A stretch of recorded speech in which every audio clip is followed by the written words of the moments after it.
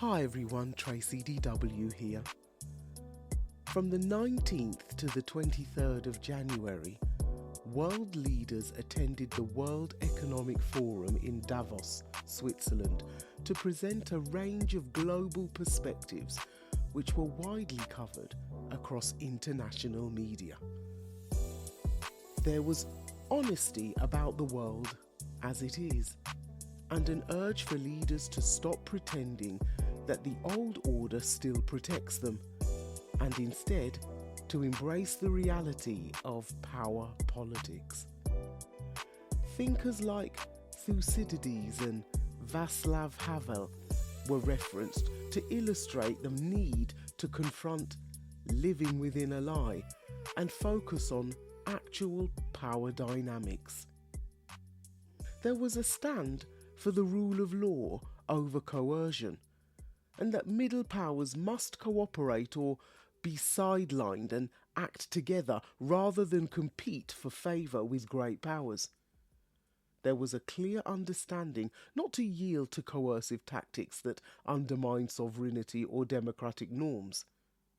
That global competitiveness now hinges on massive investment in innovation sectors such as AI, quantum, clean tech, defence, and creating capital markets capable of funding scale-ups and champions. Canadian Prime Minister Mark Carney's blunt remark provided a blatant reality check. If we are not at the table, we are on the menu. Carney also said that the international order has ruptured, not just shifted, and that the post-Cold War US-led rules-based global system is no longer functioning as it used to. This isn't a temporary transition. It's a fundamental break in how global politics and economics work.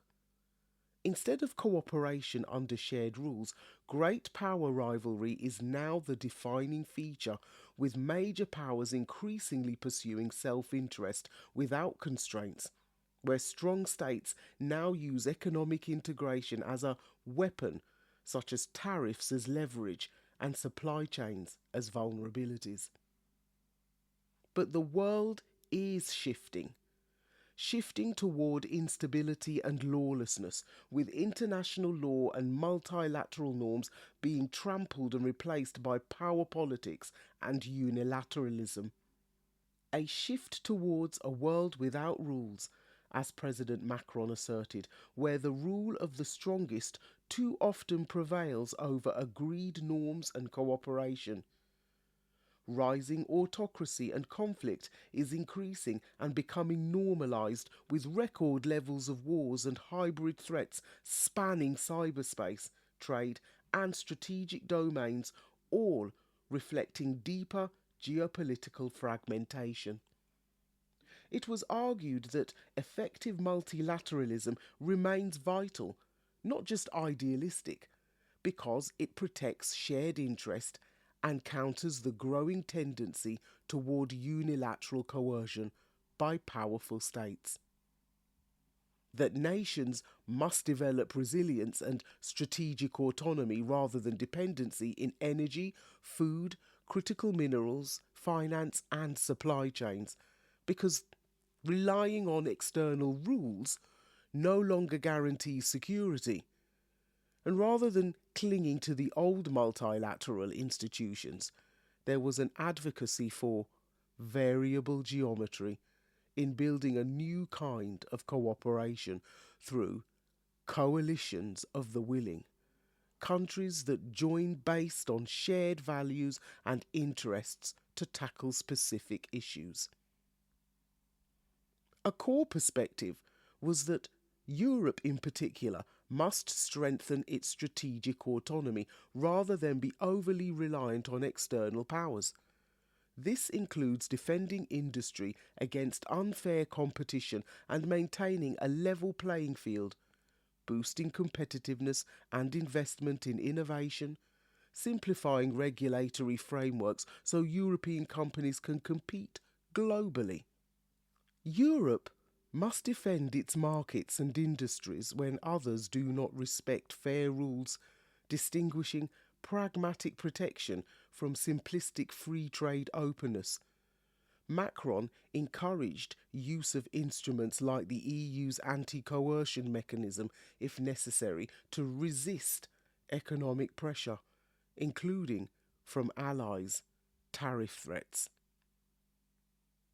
While one perspective proposed tariffs as a threat and as an unnecessary leverage, President Trump reiterated his support for using tariffs and trade measures as negotiating tools, claiming they have secured concessions and defended US industries. This reinforced the US president's protectionist trade stance and raised tensions with European partners. Trump sharply criticised European nations, saying parts of Europe are not heading in the right direction, particularly on energy, migration, and economic policy.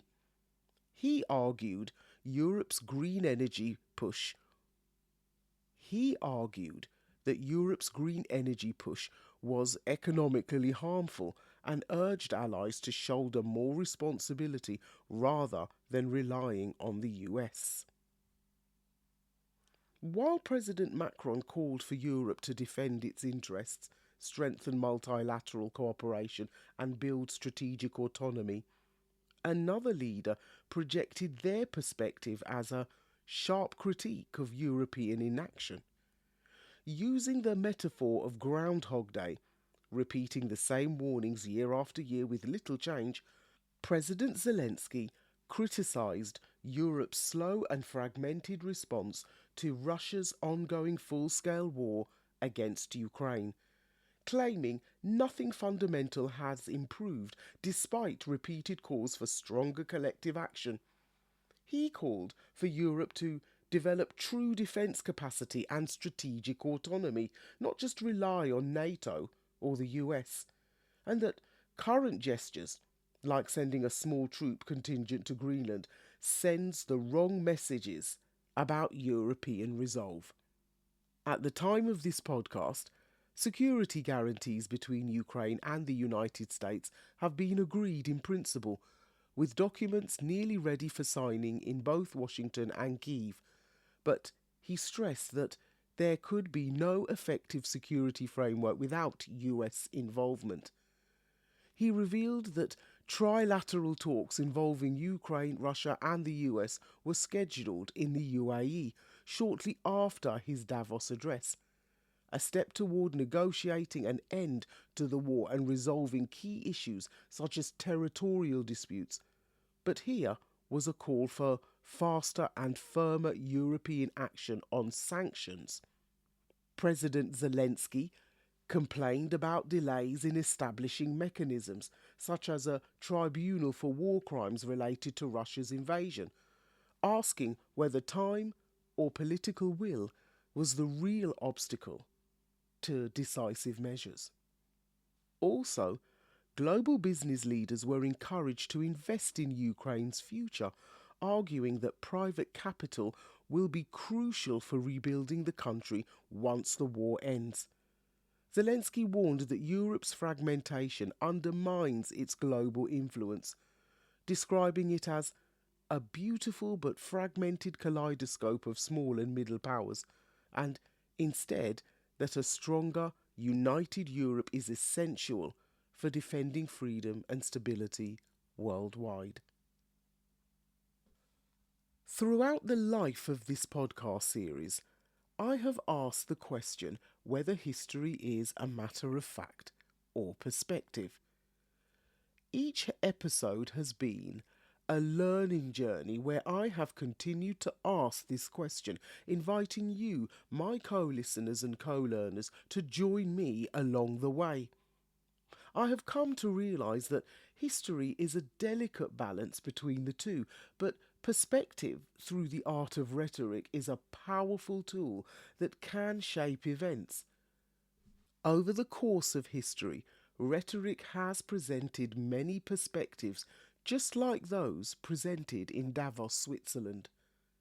It is not only the language, but the substance and moral view of perspectives that comes from building an argument that stems from thinking about the bigger picture, a picture of what could be if intent and purpose were moved forward, a momentum that is not content with appeasement or the status quo. The colonial period birthed some great rhetoric that led to the independence of British colonies. Some of the most famous and influential speeches are mostly tied to the American colonies in the 1760s and 70s, and a few later independent movements, like India's, also leaned heavily on speeches. Speeches that didn't just sound good, but shifted public opinion, like Patrick Henry's Give Me Liberty or Give Me Death, 1775, which became the emotional ignition switch of the revolution. The rhetoric wasn't always flashy, but it was foundational, such as James Otis's Against the Writs of Assistance, 1761, in Boston, which argued against British search warrants that allowed officials to search homes without cause. And then there's Samuel Adams's speech on taxation and liberty, 1760s to 1770s, which hammered one idea relentlessly: no taxation without representation. Thomas Paine's Common Sense, 1776, was a pamphlet, not a speech, but it was delivered aloud everywhere. "'Tis time to part" made independence sound obvious and inevitable, attacking the monarchy itself and not just British policy, and written in plain language for ordinary people. If any single work converted the masses, then this was it. Then you had Thomas Jefferson's Ideas Behind the Declaration, which was written, debated, and read publicly as well. While Jefferson didn't deliver a famous speech, the Declaration of Independence was read aloud in town squares and treated like a political sermon. It asserted the right to overthrow unjust government, universalised the struggle, all men are created equal, and turned rebellion into a philosophical cause. Other British colonies and independence movements, such as India and Ireland, were not contemporaneous with the American Revolution, but they did use rhetoric to break away from Britain. Key speeches like Quit India by Mahatma Gandhi, 1942, used moral authority instead of violence and framed independence as an ethical necessity, mobilising millions. A very different tone, but just as powerful. And also, Patrick Pearse's orations were some of the most significant speeches around the Easter Rising, blending nationalism, sacrifice and history, which helped legitimise breaking away from British rule. Eventually. The Wind of Change speech in 1960 was a significant piece of rhetoric. This mattered because it marked a public, irreversible turning point. Britain's leadership openly accepted that empire in Africa was ending, and said so on African soil. It was the first clear admission that empire was over. Harold Macmillan, Britain's Prime Minister at the time, told the South African Parliament, "The wind of change is blowing through this continent." That line wasn't poetry for poetry's sake. It meant that African nationalism was legitimate. Britain would no longer try to permanently hold its African colonies, and independence was not an exception. It was the future. Until then, British policy had been deliberately vague, but this speech ended the ambiguity. The speech reframed decolonisation as inevitable, not a loss. Macmillan didn't say, "We are giving up," or "We have failed." He said, change is natural, resistance is futile, and adaptation is wise. This framing mattered hugely as it preserved British dignity, reduced panic among white settler governments, and gives colonial independence a sense of historical momentum. People resist defeat, but they accept inevitability. It also signalled a new moral alignment during the Cold War. Macmillan tied colonisation to the Cold War, arguing that if Britain resisted African nationalism, new nations might turn to the Soviet Union, and supporting independence was the strategic choice, not just the moral one. So the speech told the world that Britain would side with self-determination, not repression and not racial hierarchy. It repositioned Britain internationally, especially with the US and new independent states. The speech also directly challenged apartheid South Africa, and this made the speech explosive in the room. Macmillan acknowledged African political aspirations and implied that white minority rule was unsustainable, and all this was said inside South Africa's parliament. The reaction? Stony silence, fury among hardline apartheid supporters, and a clear diplomatic rift. Within a year, South Africa left the Commonwealth and became more isolated internationally. The speech didn't cause this, but it made the break visible. And finally, the speech accelerated independence across Africa. After 1960, things moved fast. Nigeria in 1960, Uganda in 62, and Kenya in 1963. The Rhetoric didn't create these movements, but it removed British psychological resistance and signalled to colonial administrators that the endgame had changed, and told nationalist leaders that Britain was prepared to negotiate. In politics, signals matter just as much as laws. Macmillan's speech worked as a perspective, not just a policy, with a balance of perfect timing, moral clarity, and a simple metaphor. As wind of change was instantly repeatable. It didn't inflame crowds, but reorientated the political elites, which at that point in time was exactly what was needed. So while we can see and hear the facts about history, it is not just about actions or events, but also the intent, anecdotes and verbatim of thought and reflection after the facts have happened. While facts shape our history, it may be argued that it is through perspective that history is actually written. If you liked this podcast, then stay on this listening platform, click the subscribe button and check out my other episodes related to this one, such as the previous episode, The Monroe Doctrine Revisited, A New Era of Influence, Colonialism, Just a Thing of the Past, Parts 1 and 2 from the second season, In Search of a Peace That is Noble, and The American Dream, Autocracy or Democracy, all from the 5th season. And don't forget what I call the heart and soul of the Stories to be Told movement, my stories or poetic narratives, Caribbean Wind, Caribbean Rush, Knights at the Round Table, the Berlin Conference 1884, and Gone with the Wind, Macmillan's Speech for Change. These are all available on the website in paperback, on Amazon in Kindle format, and in ebook format at Apple Books and all other digital platforms.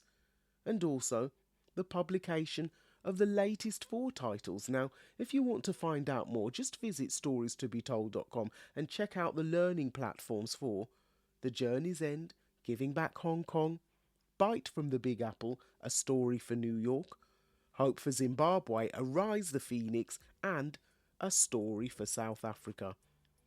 And if you'd like to sign up to my email list, just visit the website where you can opt in and receive your free samples of my first 4 titles. And finally, remember that you can also send me an audio message on the SpeakPipe link, which is also in the show notes, so don't be a stranger. Feel free to like, follow and share us on social media when you visit the website. Just click onto whichever social media link you would like to follow us on. And, as always, it is a pleasure and a privilege to share my learning journey with you in this podcast series, and I encourage you to either begin or continue your own. History is a matter of fact or perspective. I'm Tracy DW, and this is a Stories to be Told podcast. Stay safe, stay well, stay blessed. Thanks so much for listening, and I'll see you on the next page.